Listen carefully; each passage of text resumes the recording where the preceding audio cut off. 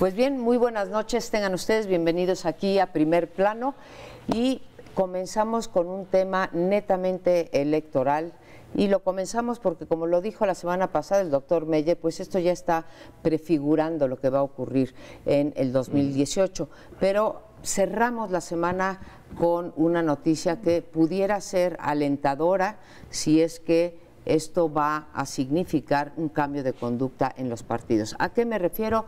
Me refiero a que el Comité de Fiscalización, el INE, el Instituto Nacional Electoral, ha abierto la puerta a través de un dictamen para anular las elecciones que se llevaron a cabo el mes pasado en Coahuila. ¿Qué es lo que sucede? ¿Por qué se anula en Coahuila y por qué no en los otros dos estados como Nayarit o el Estado de México? Es el tema, pero trato yo y pongo en la mesa lo de Coahuila, poniendo un contexto. La mayoría de los partidos y de los candidatos reportan gastos muy por debajo de los topes de campaña. ¿Usted lo cree? Yo francamente no, y eso que Coahuila en promedio es uno de los estados en donde los candidatos y sus partidos reportan que se gastan el 85% hasta el 89% del tope de gasto de campaña. En los demás, y aunque usted no lo crea, en el Estado de México, por ejemplo, Alfredo del Mazo reportó que se había gastado el 40% nada más del tope de campaña, o sea que si eran 285 millones de pesos, que es un mundo de dinero, se gastó pues menos de la mitad. Lo mismo ocurrió con Morena. Reportó Morena 42% del gasto de tope de campaña, o sea, ninguno es creíble. Y pues así me puedo ir con todos, ¿no? Esto es una cosa generalizada. Pero el caso de Coahuila es particularmente notable porque se prefiguran dos condiciones que están establecidas en la Constitución para anular la elección. ¿Cuáles son? Que se haya rebasado el tope de campaña. El INE descubrió que habían mentido los partidos políticos o los candidatos, no sabemos, y que rebasaron el tope de campaña por más de 5%, a pesar de lo que ellos habían reportado, y la diferencia entre el primero y el segundo lugar es de menos de 5% de la votación. Entonces se prefigura, pero yo les tengo una pregunta, a pesar de que este dictamen es tan solo preliminar. En realidad les tengo dos preguntas, o pongo en la mesa dos preguntas. Uno, la Constitución dice que se castigará, digamos, con la nulidad, pero no podrá participar, dice, el candidato que rebasó los topes de campaña. Pero ¿los rebasó el candidato o los rebasó el partido? ¿Se utilizará esa artimaña? Y la segunda que les quiero poner es cómo es posible que en Coahuila ocurra esto, pero en el Estado de México no haya estos sobrereportes. A reserva de ir respondiendo esas preguntas, yo quisiera aclarar, esto es solamente una primera parte, esto de la posible anulación en Coahuila, porque es en la Comisión de Fiscalización, que son 3 consejeros quienes forman esas comisiones. Tiene que llevarse el Consejo General el viernes y ahí se tiene que aprobar por mayoría de 11 consejeros. ¿Cómo van a votar los consejeros que están identificados con el PRI, las cuotas por el PRI? Me imagino que van a dar argumentos y elementos para que no se anule la elección, pero se puede dar la mayoría de todas maneras. Se tiene que dar esa sanción por el Consejo General y luego de todas maneras de ahí pasa al tribunal, que a final de cuentas es quien determina ya con la información que le proporciona el INE si se anula o no, porque aunque la ley diga con claridad, como lo dice Amparo, que están las condiciones para la anulación, si se ratifica que se rebasaron los topes de campaña y lo que ya sí sabemos es el otro elemento, que es quien gana por menos del 5%, entonces procede la anulación.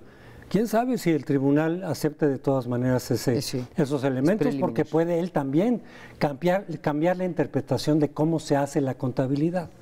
Aquí lo que se complica, y por eso a veces esto debería ser mucho más frecuente, y casi no lo es porque los partidos hacen trampa, no solamente reportan menos.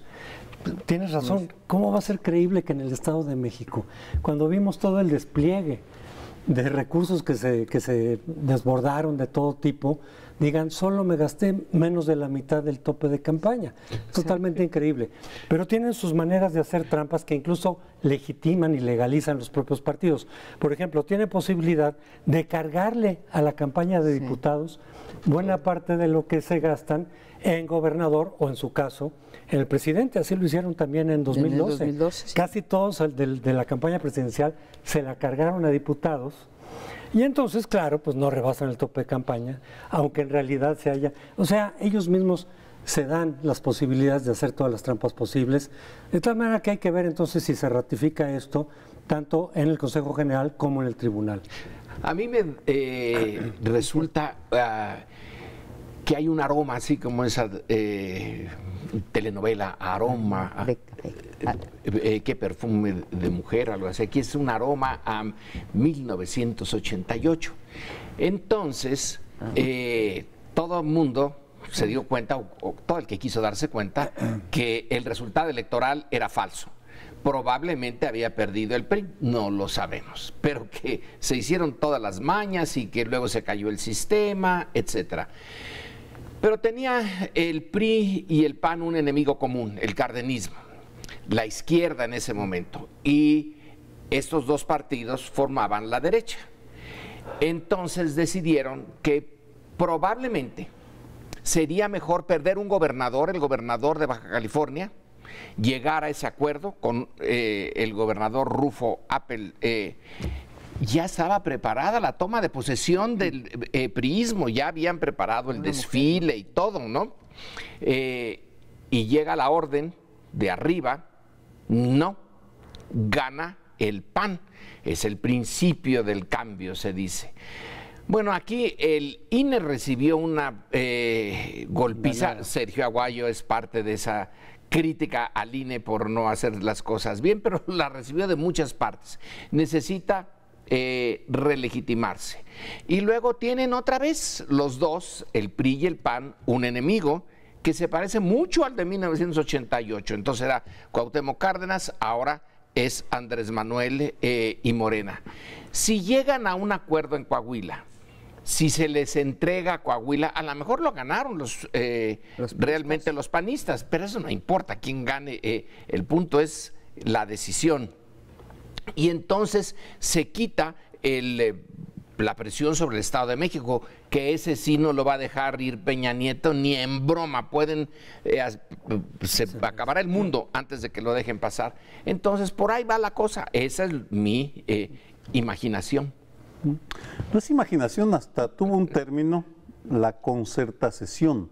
Ese fue el término técnico que arroparon para hacer a un lado las urnas, y creo que ahí viene el huevo de la perversión panista, viene en ese momento, en 1988, porque Manuel Cloutier marcha con Cuauhtémoc Cárdenas y Rosario Ibarra de Piedra en un hecho inédito para exigir que se limpie la elección, que se respete el voto. Evidentemente no lo iban a hacer, el objetivo era que ganara Salinas, y a los pocos días el PAN lo acepta condicionando la legitimidad de Salinas al comportamiento de Salinas. Al desempeño. Al desempeño, ese era el término, el desempeño. Y el desempeño vino en Baja California al año siguiente, 89. Gana Rufo. Y allí empiezan las trácalas entre Diego Fernández de Ceballos, que era el jefe de la bancada panista en ese momento en la Cámara de Diputados, y Carlos Salinas de Gortari. Por cierto, al jefe Diego le decían la ardilla porque andaba todo el tiempo en Los Pinos, si se acuerdan. A partir de ese momento vienen varias elecciones, menciono otras dos. La de Guanajuato, no querían a Vicente Fox, entra Medina, y la de San Luis Potosí, no querían a Nava, ni tampoco querían a Zapata, lo sacan y mandan a un gobernador interino del PRI. Es decir, lo que pasó en las urnas no importó, ese es el hecho. Ahora bien, en ese momento el Instituto Federal Electoral era un apéndice del Ejecutivo, era Fernando Gutiérrez Barrio, el IFE, lo presidía el secretario de Gobernación. Lo trágico en estos momentos es que tú hablabas, José Antonio, perdón, las sutilezas importan, como si el INE y el Tribunal Electoral fueran autónomos. Yo sostengo que no lo son, sino que forman parte de este tinglado de negociaciones en la cúpula, que eso es lo lamentable, vamos, porque ahora lo hacen esta concertación del siglo XXI, lo hace el INE por motu propio para ganar legitimidad o lo hace porque forma parte de una negociación más amplia.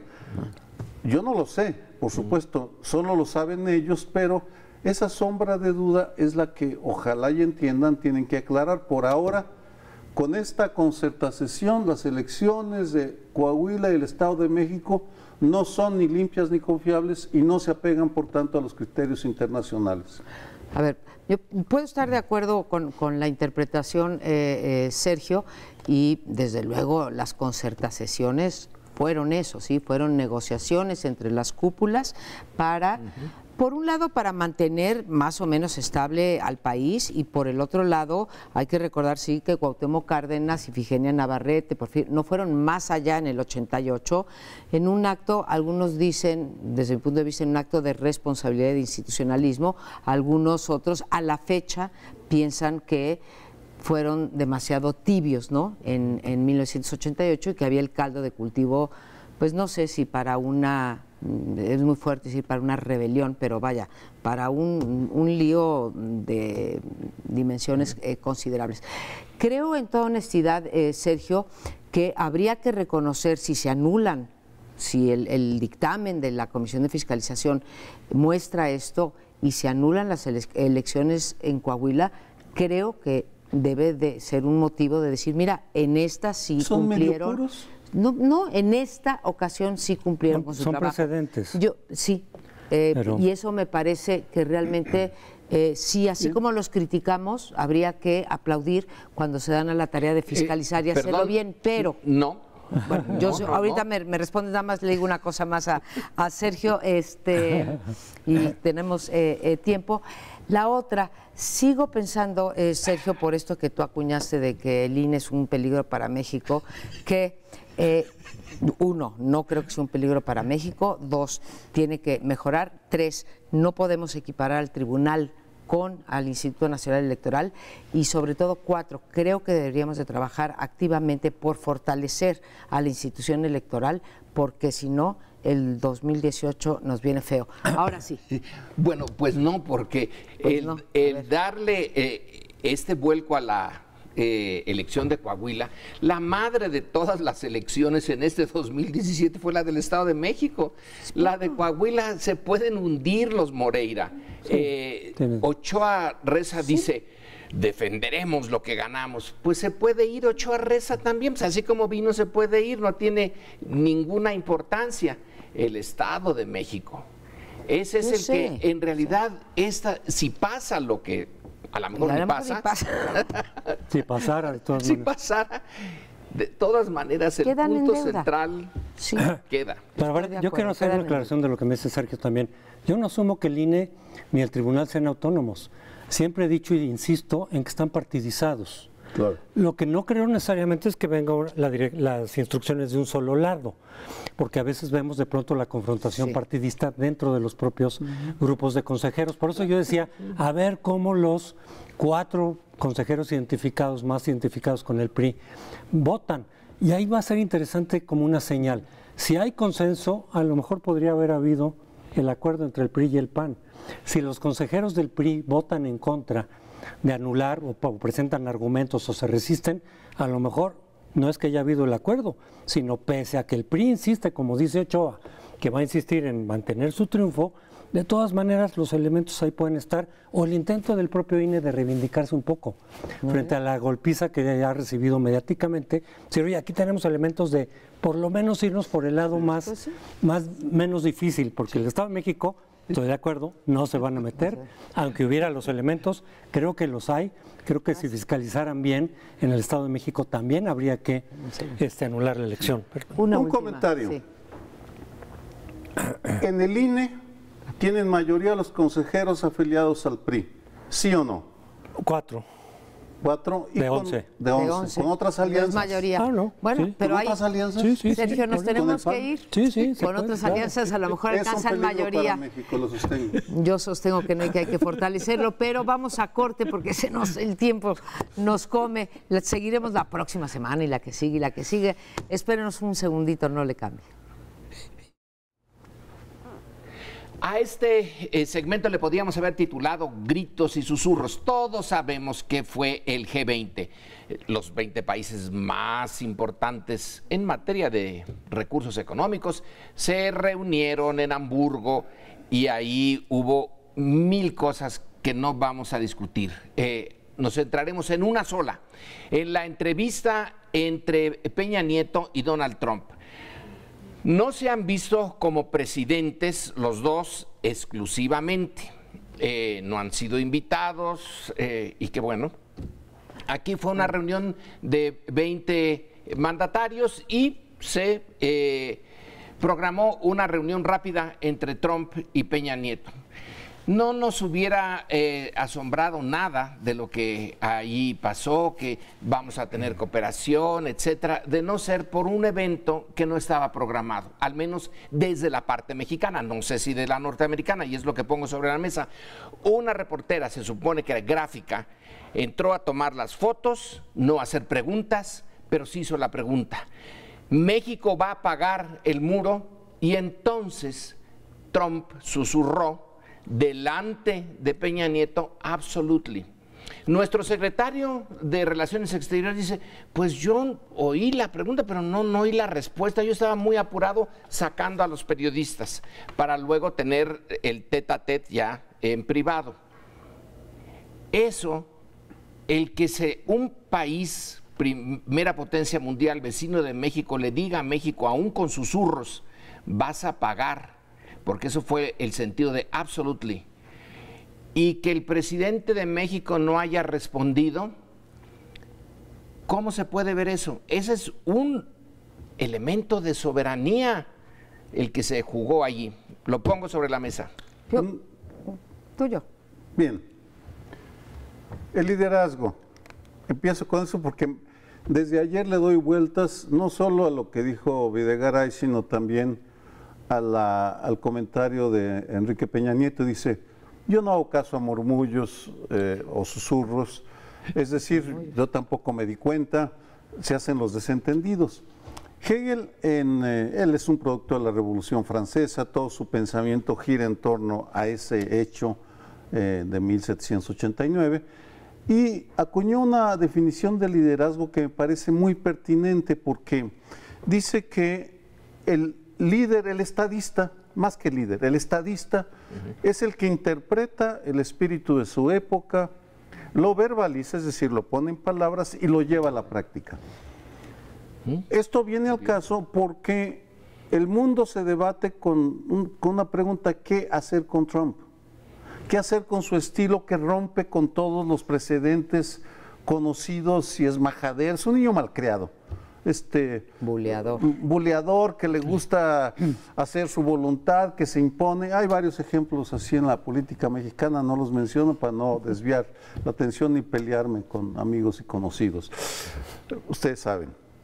Pero en Europa, Angela Merkel y Macron decidieron crear hacerse los estadistas europeos y tomar la delantera y hablar, no solo hablarle claro a Trump, porque lo han hecho, sino que además provocar un movimiento para juntar a los 19 o a los 27, vamos, antes eran los 27 de Europa, ahora son los 19, es decir, están creando una corriente mundial.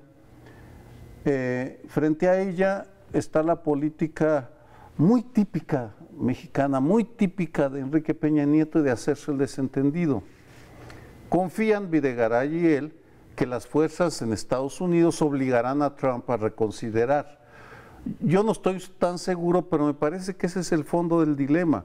Al día de hoy, o del dilema o de la realidad, el presidente que tenemos y su equipo no saben qué hacer con Enrique Peña Nieto y se refugian en el silencio, en los conciliábulos, es eso que le sale tan bien, que es hacer una concertación con... La política cortesana. La política cortesana, invitar a Lorenzo Córdoba, a ver, venga, que nos entendamos.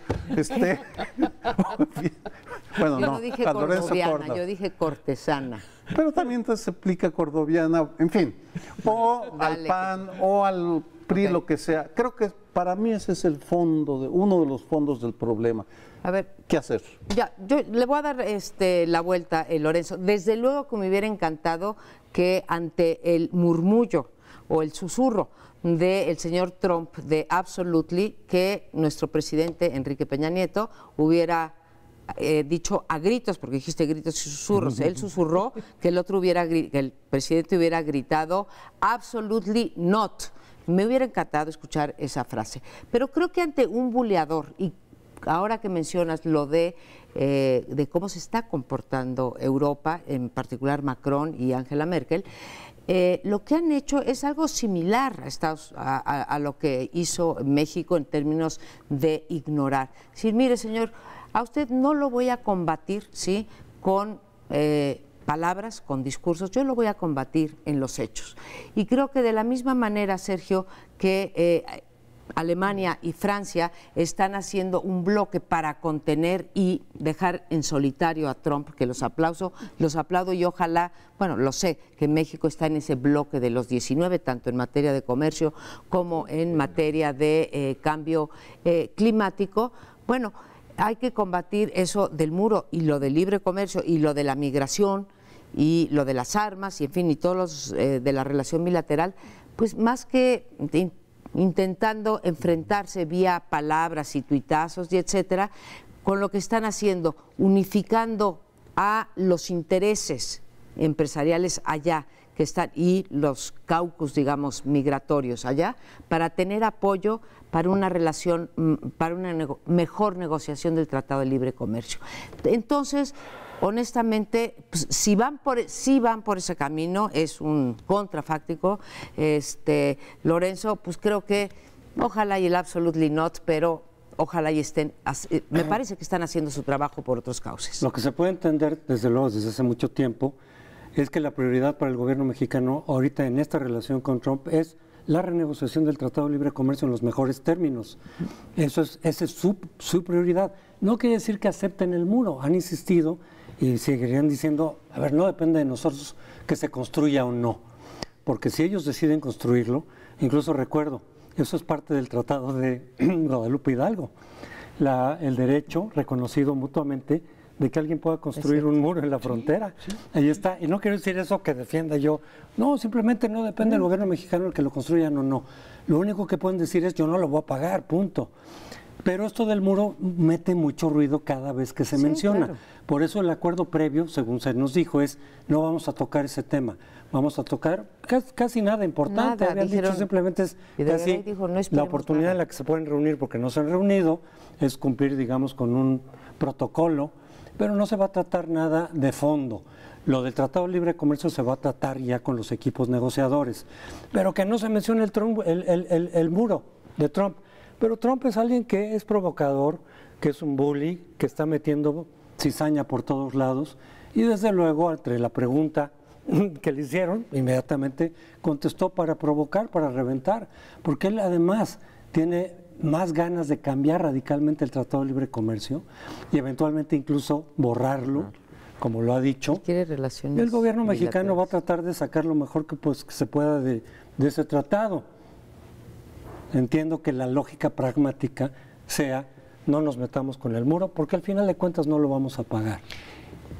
María Amparo, cuando hablas de Francia y de Alemania, Trump no lo retó como a nosotros, es decir, a nadie ha retado como a México, a nadie le ha dicho directamente te voy a obligar a lo que tú no quieres, a pagarme el muro. A los alemanes y a los franceses les podrá decir que la OTAN cambia de opinión, lo de el medio ambiente, es a México al que ya para decirlo en términos coloquiales, agarró de su puerquito. Y México no ha sabido, es que esta parte simbólica, sí hay que defender, entiendo. Hechos, sí. Yo no estoy tan seguro que el Tratado de Libre Comercio, si se viene abajo, no libere también a México en muchos aspectos. Se ha convertido ahora en una especie de colonia ya económica de Estados Unidos. A lo mejor nos da otras posibilidades, pero dejemos eso de lado. Carranza en 1913, 1914 no tenía ni Estado. Y cuando Wilson invade, con buenas intenciones, porque hasta eso, lo de Wilson era para quitar a Huerta. Sin Estado, sin ejército, sin nada, Carranza le dice que no está de acuerdo. Luego en 1916, cuando vuelve la segunda invasión, le pone una línea y le dice no pases. Y pasó el ejército norteamericano y entonces hubo el choque. Y un ejército que no tenía ninguna posibilidad se enfrenta al norteamericano en el Carrizal. Es simbólico el enfrentamiento. Los que se murieron no era simbólico. Pero ahí se detuvo. No siguió a Estados Unidos. Entonces hay momentos claves. Quizá con otro susurro decir, no, sabe que no, México no lo va a pagar. No, con un grito, yo digo. Pero sin gritos, pero que lo hubiera dicho. Pero eso de hacerse el que no es como si te... Bueno, seguimos. Podría seguir hablando porque cuando estaba en la secundaria era enclenque y se abusaban de mí. Sí, luego ya de adolescente me fortalecí. Pero alguien me hostigaba hasta que un día ya me hartó y le hablé fuerte y ahí porque los bullies a veces hay que hablarles fuerte, pero voy a otro ángulo. La opinión pública. Ese discurso antimexicano va al 40% de la población que apoya a Trump. Ese es el discurso, lo dice una y otra vez.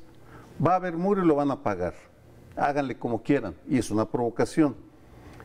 Y ha logrado mantener ese 40%, pese a todas las críticas y las burlas y la información sobre Rusia y que la hija en un acto de nepotismo la sienta en su lugar, lo que me parece excesivo. Si Enrique Peña Nieto ve que esa política hacia Estados Unidos no es aprobada por la inmensa mayoría de los mexicanos, no estoy inventando nada, ahí están las encuestas de opinión, parece suicida de su parte empeñarse en esa política de avestruz. De avestruz, de decir, no, pues podría haber agarrado a Abraham y decir, oiga, venga, la periodista. Absolutely no. Vamos, lo que tú dices, pero no tiene esa capacidad, está paralizado, está como un niño de secundaria arrinconado allá por el bully que lo está fregue y friegue sin saber hacer nada, y eso es lamentable. Arrinconados sí nos tienen, pues porque es la potencia, no y nosotros, hasta ahorita nos tienen con este tipo de actitudes. Creo que México está haciendo las cosas correctas para no estar arrinconados. No lo ha hecho en el discurso y me hubiera gustado el absolutely not. Pero no amenaza a otros, Lorenzo, porque tampoco tiene 3,000 kilómetros de frontera con otros, ¿no? Y sí los ha amenazado, se salió del Acuerdo de París. Pero es bueno, en esos 3,000 kilómetros donde nosotros tenemos que poner nuestro punto más fuerte. Dice. Pero ya nos vamos, se nos acabó el tiempo. Espérenos, vamos a un corte y volvemos. Y pasamos de lo político a otro de los temas recurrentes de México, que es la violencia. Y me refiero a un hecho lamentable, la semana pasada en el penal de Acapulco, donde la falta de control del Estado se volvió a visualizar ahí, se volvió a comprobar, y hubo un motín que dio lugar a la muerte de 28 de los reos. Lo vemos constantemente, a veces con más muertos que otros, pero lo que sí queda claro es que el Estado mexicano no controla a sus cárceles, no controla su sistema penitenciario. Y se dice que un Estado que no tiene control sobre esa parte de su suelo, de su territorio, no controla nada. Es lo primero que debería de controlar, es donde más control tendría que tener. Si ahí no lo tiene, pues es que está en parte en manos del crimen organizado, de los propios custodios, vinculados con alguna parte del crimen organizado, pero el caso es que el Estado no ejerce el control para llevar a cabo las funciones del sistema penitenciario. Lo mismo ocurre con las fugas tan frecuentes también que hay ahí. Y retomo aquí para el debate una idea que hace muy poco planteó Gabriel Saíz, que es militarizar el sistema penitenciario, dárselo de alguna manera al custodio, porque al final de cuentas seguimos sabiendo, es parte del problema de la violencia y de la estrategia frente al crimen organizado, que las policías, y también aquí hay que agregar el sistema penitenciario, están fuera de control, que el ejército más o menos tiene un poco más de control, de disciplina, de organización, y por eso está metido y es difícil sacarlo. Se dice cuando las policías, ¿cuándo va a ocurrir eso? Cuando las policías funcionen, ¿cuánto tiempo nos va a llevar? Entonces es una idea polémica, como casi todo lo que propone Saíd, pero desde mi punto de vista que no hay que echar a la basura, habría que plantear, como hay planteamientos también de militarizar una parte de la policía, volver una Guardia Nacional bajo la Secretaría de la Defensa, algo que tenga las funciones de policía. Estás poniendo dos temas en la mesa pues muy gordos, ¿no? Porque para algunos incluso ya está militarizado. Si no la policía, perdón, estrictamente, digamos, ya hay una militarización de la lucha contra el crimen organizado. Yo creo que no es de instituciones y no es de corporaciones. Desde luego que la población confía mucho más en su ejército que en su policía. Hay un abismo en las percepciones sobre una y otra institución, pero me quedo nada más con la primera provocación, que es la de los penales. Lo que pasa en Guerrero, se llama Tres Cruces o el penal de las Cruces, ¿no? En Acapulco, Guerrero, que bueno, ahora estalló aquí, ha estallado antes en Tamaulipas, ha estallado en Nuevo León, ha estallado en otros estados de la República, no una sino varias veces. Este penal ha tenido 6 directores desde el 2011. Cada vez que hay un motín, como si los directores no tuvieran nada que ver, ¿sí? Se dice, nos vamos a ir hasta el fondo de la investigación. Lo único que vemos es que corren o cambian o rotan al director del penal. Pero lo que sí te muestra esto, aparte que en esta ocasión ya había habido muertos, pero yo contabilicé 6 muertos de 11 para acá, muchos más heridos, pero ahora fueron 28, que fue una cosa provocada por custodios y por reos, las dos cosas, porque tanto custodios como reos están controlados por el crimen organizado. Ahora, lo que es muy impresionante es lo que leemos en las crónicas, tanto de la PGR como de Derechos Humanos.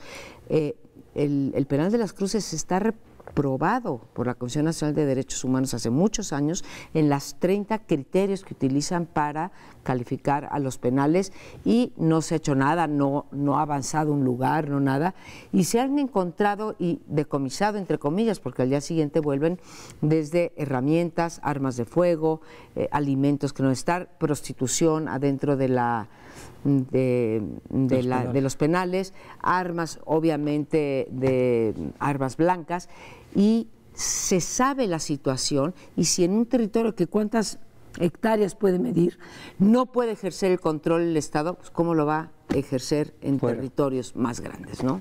Una reflexión teórica, porque me parece que la realidad que estamos viviendo exige nuevas categorías o reutilizar viejas categorías adaptándolas a la realidad mexicana.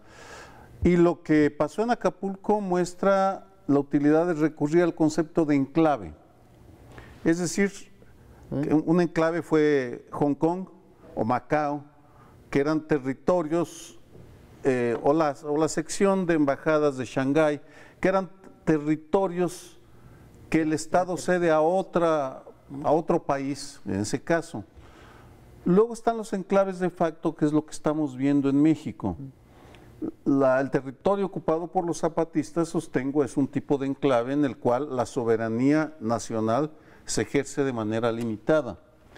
Pero lo que estamos viendo, si hice una pequeña lista, simplemente para ilustrar a lo que me refiero. Las cárceles, la mayoría están fuera, son enclaves del crimen organizado. Los oleoductos, las policías municipales, barrios como Tepito, algunas gubernaturas. Es decir, necesitamos hacer un inventario académico que nos permita separar en dónde tiene soberanía el Estado mexicano, el gobierno federal. Y el Estado mexicano, el gobierno federal, los gobiernos de los estados, y en dónde tienen soberanía, no un autor único, porque esa es la diferencia. Aquí no estamos ante un Estado que controle todos estos oleoductos, cárceles, policías municipales, sino una multiplicidad de actores, pero tenemos que usar conceptos para decir, otro enclave.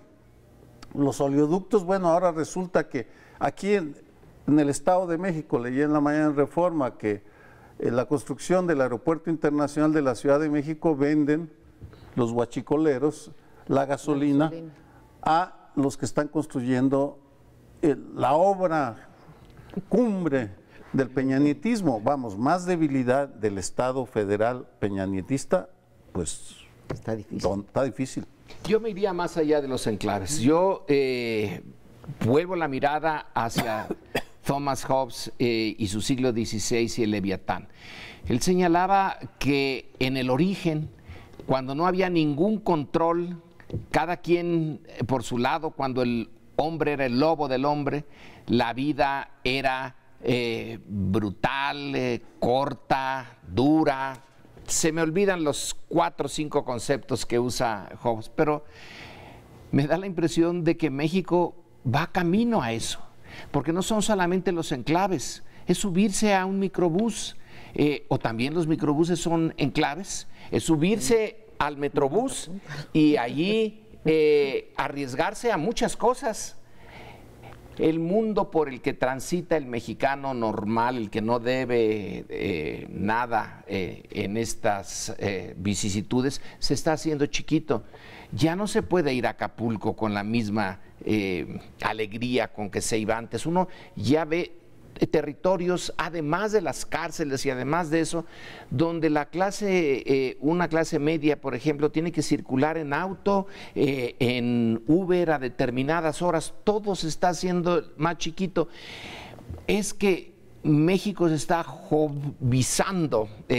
Hay una no solamente es de la cárcel de Acapulco, échenle, yo lo estoy haciendo, sí, échenle cuentas a los que, nada más en el mes de julio, en lo que llevamos del mes de julio, todos los días, vean lo que pasó que fue en Mazatlán, lo que pasó en Guadalajara, los colgados, lo que pasó en Chihuahua, en Madera, en un solo mes, en menos de un mes. Entonces, son muchas cosas en donde, y termino, Hobbes señala, uno pierde su libertad como hombre frente al Estado, se convierte uno en súbdito a cambio de una cosa, el Estado asegura la vida y los bienes, que puede ser desde el dineral que tienen las grandes empresas en México hasta tu celular. Bueno, cuando no lo asegura, cuando no sirve para eso, ¿para qué sirve? Y si no sirve, ¿cómo se legitima? Y si no tiene legitimidad, ¿qué hacemos? Dices, cuando el hombre era el lobo del hombre, es que sigue siendo. Por eso. Todo el tiempo es parte de la naturaleza humana desde esta percepción hobbesiana, con la que yo concuerdo esencialmente. Por eso se requiere un Estado, no para transformar a los lobos en corderos, sino para contener a los lobos y que no se despedacen unos a otros, que es lo que en esa época se llamaría anarquía, ¿no? La anarquía, ausencia de Estado, ausencia de un derecho coercitivo, y entonces se despedazan unos a otros, la guerra de todos contra todos. Por eso tiene que haber un Estado fuerte. Y precisamente parte del problema en México es eso.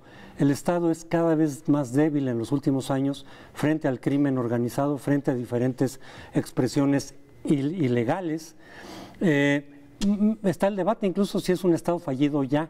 Y otros dicen, no, pues es cuestión de niveles, Estados fallidos son otros. Pero yo diría, entonces es un Estado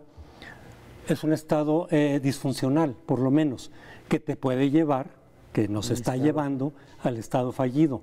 Pero quizá en términos de niveles, por lo menos es un estado disfuncional que no logra dar la seguridad necesaria, no solo en las cárceles, es cierto, afuera, en los transportes, en los parques. No puedes salir tranquilo a la carretera, a otro estado, a otro lugar en el propio México, no sabes lo que va a pasar durante la carretera o en el transporte, en el camión. Entonces es un estado, quizá no todavía fallido en ese debate, pero sí disfuncional y sumamente débil. La ausencia de seguridad, desde luego, ha cambiado el estilo de vida de todos nosotros, ¿sí? Me gusta mucho lo que plantea Sergio Aguayo diciendo los enclaves, pero te lanzo una provocación en 15 segundos. ¿No será ya al revés, que el Estado es el enclave y los enclaves son los que dominan? O te pregunto, ¿cuánto crees que del territorio o desde el microbús hasta la cárcel, está ya tomado por fuerzas ajenas al Estado? No hay tiempo, pero esta reflexión, el uso de enclaves viene estoy estudiando los 9 años que dominaron los Zetas el penal de Piedras Negras y cómo recupera el Estado de Coahuila el control del penal. Es una investigación en curso, pero es decir, estamos ante un nuevo escenario. Eran un enclave igual que el de Acapulco, igual que muchos otros. Cuando habrá que revisarlo, necesitamos un inventario. No podemos hacerlo solo con base en casos aislados. Bueno, regresamos al último segmento. Bien, cerramos este programa con un asunto espinoso. Ya lo habíamos tratado, pero sigue saliendo evidencia. Por tanto, hay que regresar a él, el del espionaje aparentemente realizado por dependencias gubernamentales, PGR, CISEN, Secretaría de la Defensa, que son quienes adquirieron el programa Pegaso. El día de hoy, el periódico The New York Times pone en segundo lugar, después de hablar de la reunión entre el hijo de Donald Trump, del mismo nombre, su yerno Jared Kushner y el jefe de su campaña, que se reúnen con una abogada rusa que tenía información sobre Hillary Clinton. Abajito ponen el caso de México, otra investigación de Citizens Lab, una institución que está convirtiendo en un azote del gobierno canadiense, en la que demuestran que espiaron al GIEI, al Grupo Interdisciplinario de Expertos Independientes, que invitó el gobierno de México para darle credibilidad a su investigación sobre Ayotzinapa. Lo invita y luego lo espía. El reportaje está lleno de información, selecciono una que me parece particularmente relevante. El responsable de Citizens Lab dice: nunca había visto nada como esto. A donde volteamos aparecen espiados. Y también menciona que el CISEN había contratado 1.500 objetivos, o 1.250, no recuerdo ahora, y viene la pregunta obligada: si espiaron a más de 700 periodistas y defensores, y no sabemos si el CISEN, PGR o todos juntos, eso lo desconocemos, ¿para qué sirvieron esos carísimos sistemas de espionaje?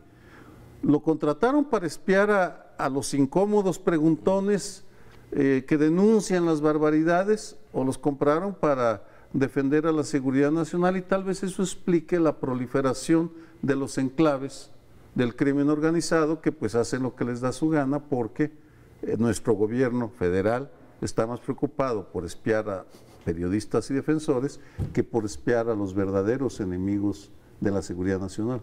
Si estás estudiando lo de Coahuila, imagínate que hubieran metido a Pegasus al penal que estás estudiando, que se hubieran infiltrado en todos los celulares, que desde luego los tienen allí, y todos sus equipos de cómputo, y que hubieran estado oyendo, escuchando, viendo directamente al penal.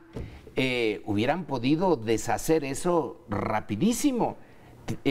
Puede ser un arma muy eficaz. Claro. Ahora, es eficaz en el espionaje, por ejemplo, de Carmen Aristegui, de su hijo.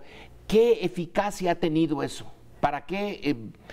En la práctica, pues no se ve que tenga mucha.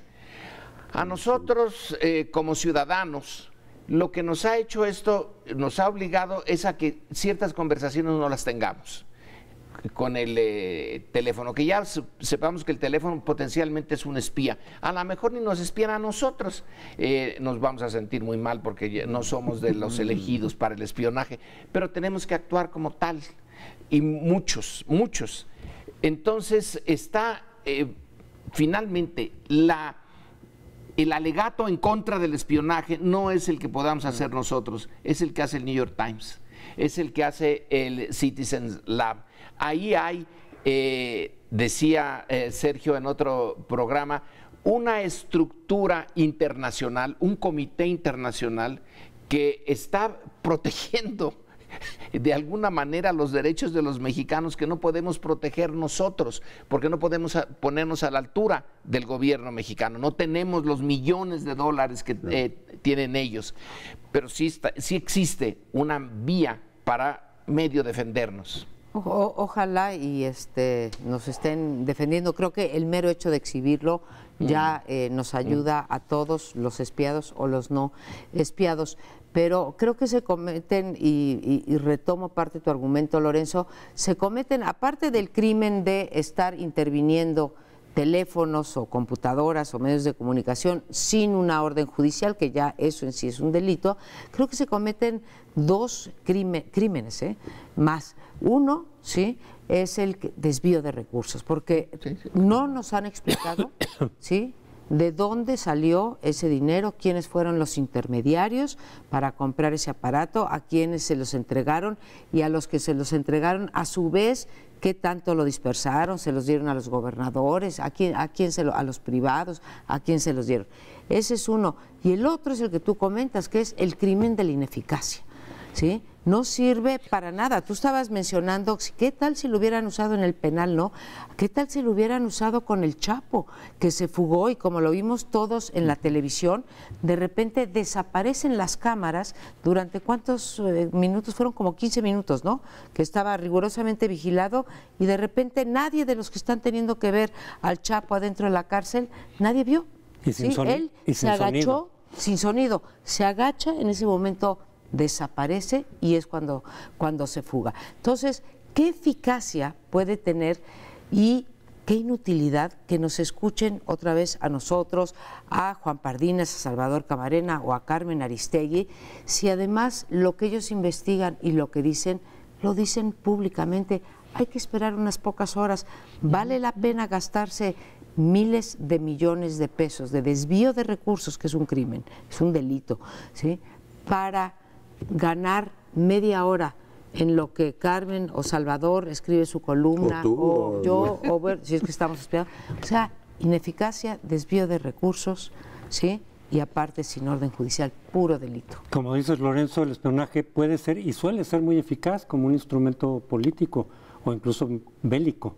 Sí, el espionaje puede ser muy eficaz y por eso en las propias democracias se acepta cierto margen para el espionaje contra los enemigos del Estado, pero previa orden judicial para no afectar derechos de intimidad, derechos básicos de otros ciudadanos. Entonces, cuando hay elementos para pensar que alguien es enemigo del Estado, entonces viene la orden judicial y se permite entonces el espionaje para prevenir las cosas que aquí no se previenen, lo del Chapo, lo de las cárceles, etcétera, que es donde se tendría que enfocar el espionaje en todo caso. Y el otro uso que muchos gobiernos, incluso democráticos, suelen darle es para espiar a los enemigos potenciales o que ellos consideran enemigos del gobierno en turno, que es distinto al Estado. Una cosa es el Estado, es una cuestión de seguridad nacional, y otra cosa es de intereses de gobierno, de cuestiones políticas. Y sí, ¿qué pueden lograr o cuál puede ser la eficacia de espiar a alguien que lo va a decir después en los medios? Pero lo que dicen algunos es, no, lo que les interesa es saber sus fuentes, porque muchas de las fuentes que son secretas de esa información, quién sacó lo de la Casa Blanca, se dice, es que se lo dieron fulano, sutano. A lo mejor lo que están buscando son las fuentes para saber incluso por dónde pueden venir filtraciones desde adentro. Claro que no estoy justificando con eso el espionaje, sino diciendo por qué lo hacen, de todas maneras. Claro, en las democracias que sí funcionan, cuando se descubren este tipo de espionajes, se castigan. En las democracias que no funcionan, como la mexicana, se descubre el espionaje Y lo vimos también cuando solicitó Jacqueline Pechard, presidenta de la Comisión de Participación Ciudadana, el Sistema Nacional Anticorrupción. Oigan, pues vamos a investigar esto, que se vea. Vamos a pedir información, de dónde viene. ni siquiera un exhorto. Y el bloque de ese órgano, donde está formado por otras instituciones gubernamentales, dijeron que no. O sea, evidentemente no se quiere hacer nada al respecto en México.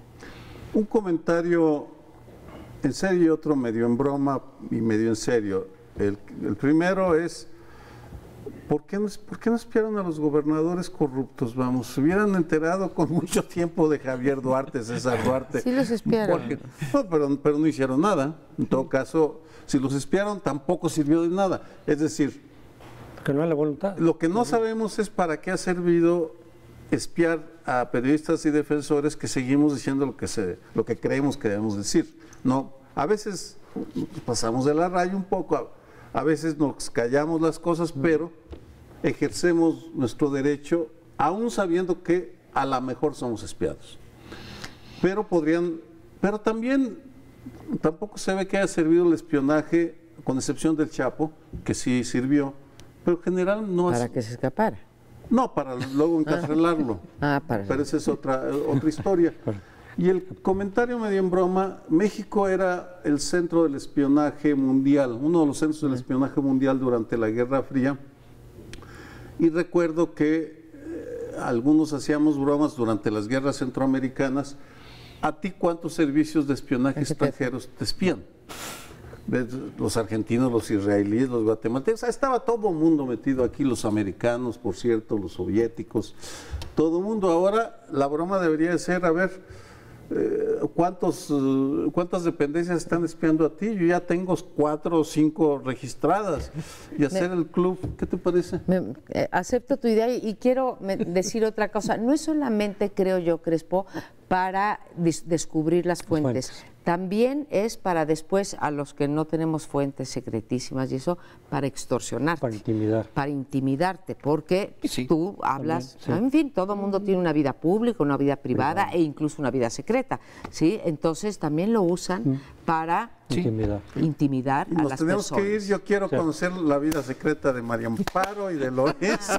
Muy pobre. Pero no nos la va a contar aquí. No. Si dice algo, luego se lo decimos para que no deje de ser secreto. Gracias. Hasta la próxima semana.